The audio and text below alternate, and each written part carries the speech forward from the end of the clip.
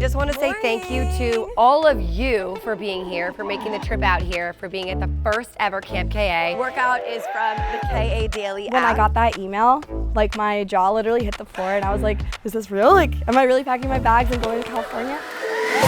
It's just been absolutely amazing. I haven't been away from my kids in 10 years.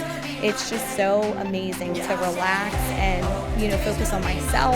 And I just feel like it's, bringing me back to life a little bit. I'm really excited for her to be here, for you guys to experience Denise energy. And I'm like getting emotional right now because family is everything. And I know the Austin family is so tight. They're there for each other. They're such a humble, beautiful family. It's, just to be here with them and to be able to take that back with you, it's just surreal. It's really a blessing.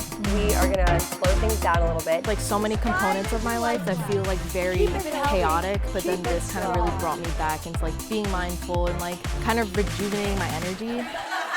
And so connecting us even more. Yeah, I feel like that too. It's just like all about connection, like all around. And that's what makes this whole entire weekend so amazing, is because I know you guys and you know each other and you've all become friends, and that's what also matters so much to me.